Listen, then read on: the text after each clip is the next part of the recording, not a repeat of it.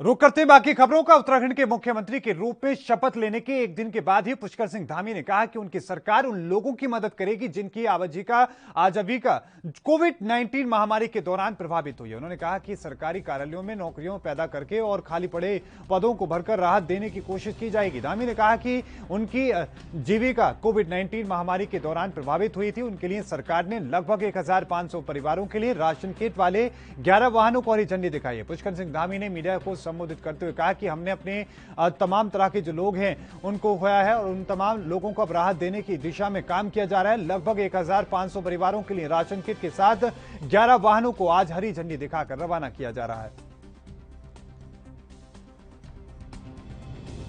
उत्तराखंड की जनता का जो हमारे गरीब लोग हैं, ऐसे लोग हैं जिनका जो है इस कोरोना महामारी के कारण जिनका रोजगार, जिनका व्यवसाय, रोजी रोटी सारी बंद हो गई है। ऐसा हम लोगों का लगातार कोविड के दौरान भी, और जब कोविड का कुछ प्रकोप कुछ कम हो गया है और अभी लोगों के सामने समस्या उत्पन्न हो गई है, ऐसे लोगों को जो है राहत देने का काम आज हमारे माननीय मंत्री जी ने किया है। और इसमें 11 जो वाहन है उसमें राशन की किटों का लगभग 1500 लोगों के लिए किटें 1500 परिवारों के लिए जा रही हैं। तो निश्चित रूप से ये क्रम आज इनका यहाँ से पहले भी चल रहा था, अभी इन्होंने आज चलाया है और आगे भी जहाँ इस प्रकार की जरूरत होगी हम लोग और भी प्रयास कर रहे हैं कि कोई भी भूखा न रहे। हम लोग जो है कोरोना की तीसरी जो लहर है उसको लेकर बहुत ही सतर्क हैं।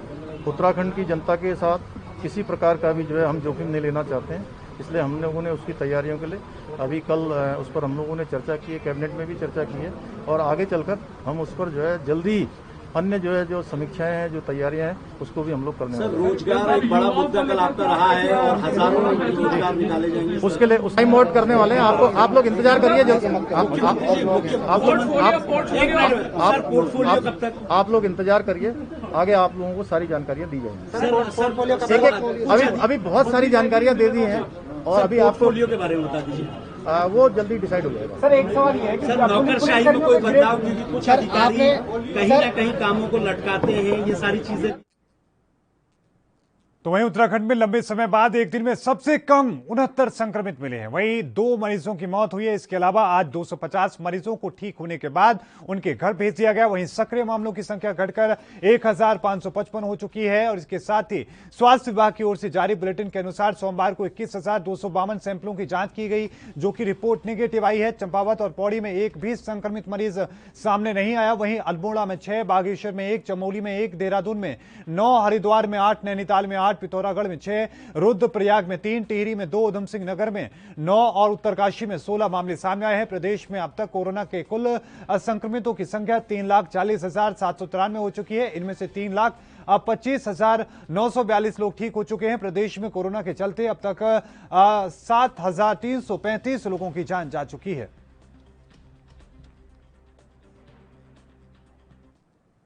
तो वहीं उत्तराखंड के चमोली में सीएमओ के अग्रवाल ने प्रेस कॉन्फ्रेंस की और तीसरी लहर को लेकर जानकारी साझा की। सीएमओ के अग्रवाल ने कहा कि स्वास्थ्य विभाग ने तैयारी पूरी कर ली है। विभाग के पास दवाइयों का भी इंतजाम हो चुका है। वहीं इस लहर को देखते हुए विभाग ने कमर कस ली है। सीएमओ ने आगे कहा कि अगर विभाग के द्वारा प्रचार वाहन के माध्यम से लगातार प्रचार प्रसार भी किया जा रहा है ताकि संक्रमण को रोका जा सके। साथ में इसके साथ ही आपको यह भी बताते चले कि अलग अलग तरह की स्थिति देखने को मिल रही है। तमाम तरह के हालातों के बीच में अलग अलग तरह की जो स्थिति देखने को मिलती है, तमाम तरह की बातें कही जा रही हैं।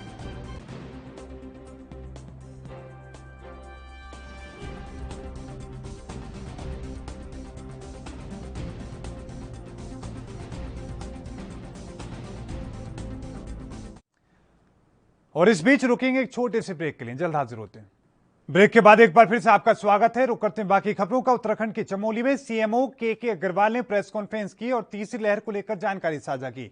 सीएमओ के अग्रवाल ने कहा कि स्वास्थ्य विभाग ने तैयारी पूरी कर ली है। विभाग के पास दवाइयों का पूरा इंतजाम हो चुका है। इसकी लहर को देखते हुए विभाग ने कमर कस ली है। सीएमओ ने आगे कहा कि विभाग के द्वारा प्रचार वाहन के माध्यम से प्रचार प्रसार भी किया जा रहा है ताकि संक्रमण को रोका जा सके। साथ ही सभी से सामाजिक दूरी रखने, मास्क पहने और हैंड सैनिटाइजर का इस्तेमाल करने की बात कही है। तो वहीं आपको बता दें कि उत्तराखंड सरकार सहित केंद्र सरकार लगातार लोगों से सामाजिक दूरी और मास्क लगाने की अपील कर रही है। बावजूद इसके लोग आज भी इन निर्देशों का पालन नहीं कर रहे हैं। स्वास्थ्य विभाग तीसरी लहर को लेकर बहुत सचेत है, जिसमें कि ये संभावना है कि बच्चे ज़्यादा इन्फेक्टेड होंगे, ज़्यादा संक्रमित होंगे। उनके लिए पूरी पीडियाट्रिक बेड्स की, पीडियाट्रिक आईसीयू की और ऑक्सीजन की, और उसके साथ साथ प्रतिरोधक क्षमता बच्चों को बढ़ाने के लिए सप्लीमेंट की पूरी व्यवस्था की जा रही है तथा पूरी तरह से प्रचार प्रसार। तो वहीं उत्तराखंड के काशीपुर में आम आदमी पार्टी ने मेयर के खिलाफ प्रदर्शन किया। इस दौरान आम आदमी पार्टी कार्यकर्ताओं ने आपके प्रदेश उपाध्यक्ष दीपक बाली की अगुवाई में किला मोहल्ले से लेकर नगर निगम तक जुलूस निकाला। इस दौरान दीपक बाली ने मेयर पर 50 करोड़ के घोटाले का आरोप लगाते हुए कहा कि मुख्यमंत्री से एसआईटी की जांच कराने की मांग की गई है। आपके प्रदेश उपाध्यक्ष दीपक बाली ने कहा कि जब से मैंने मेयर पर भ्रष्टाचार के आरोप लगाए हैं तब से मुझे उनके गुंडों के द्वारा डराया और धमकाया जा रहा है, लेकिन मैं डरने वाला नहीं हूं। ये गुंडे मुझे मार सकते हैं लेकिन मिटा नहीं सकते। मैं जनता में वो अलग जगह है जिसमें जनता मेरे जैसे कितने दीपक बाली पैदा कर देगी। बाली ने कहा कि मेयर साहिबा, आपने मुझे पूर्व खनन व्यवसायी कहा था, मैंने तो आपके भ्रष्टाचार को उजागर करने के लिए 1 मिनट में अपना व्यवसाय छोड़ दिया।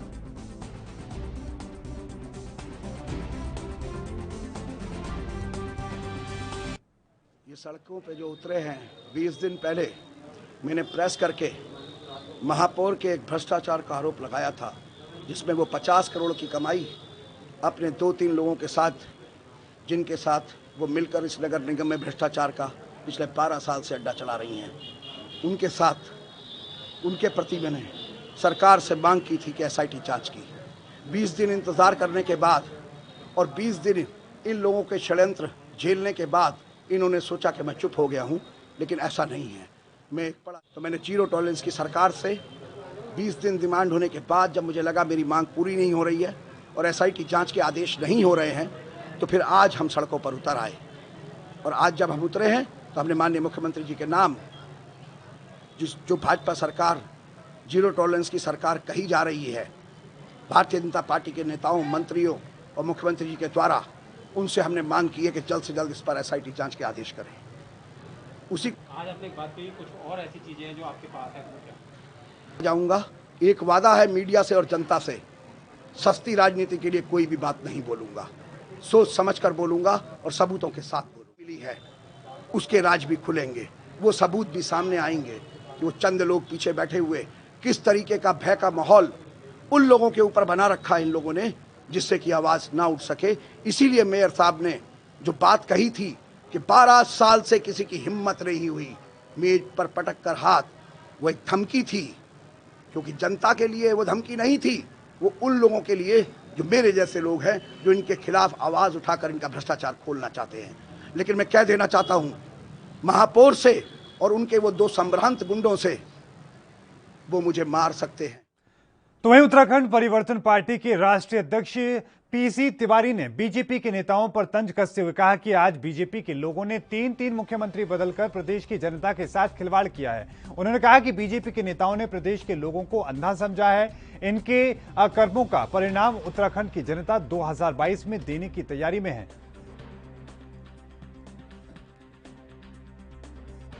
कहना है कि मुख्यमंत्री बदलने से भारतीय जनता पार्टी की छवि नहीं बदलने वाली है, क्योंकि केंद्र और राज्य में जिस तरह से पिछले 5 साल बीते हैं वो खुद अपनी कहानी कहते हैं। आपका एक नकली एकता, चुनाव के लिए एक नकली एकता बनाने से उत्तराखंड की जनता आपके साथ खड़ी हो जाएगी, इसकी कल्पना न करें। उत्तराखंड में सशक्त विकल्प की जरूरत है और उत्तराखंड परिवर्तन पार्टी उत्तराखंड की प्राकृतिक संसाधनों के लिए लगातार संघर्ष कर रही है। पिछले 25-30 वर्षों से उसका संघर्ष है और मैं उन तमाम लोगों का स्वागत करता हूं जिन लोगों ने आज भू कानून और जमीन की अस्मिता के सवाल को उठाया है। उन सब लोगों को एकजुट होकर एक सशक्त। तो वहीं परीक्षाओं से पहले सारे छात्रों को कोविड टीकाकरण की मांग को लेकर एनएसयूआई ने राजीव भवन में प्रेस वार्ता की। उन्होंने बिना कोविड टीकाकरण के हो रही परीक्षाओं की कड़ी निंदा की। एनएसयूआई के प्रदेश अध्यक्ष मोहन भंडारी ने कहा कि सरकार अगर हमारी मांगे नहीं मानती है तो एनएसयूआई छात्रों के हित को ध्यान में रखते हुए पूरे प्रदेश में आंदोलन करेगी।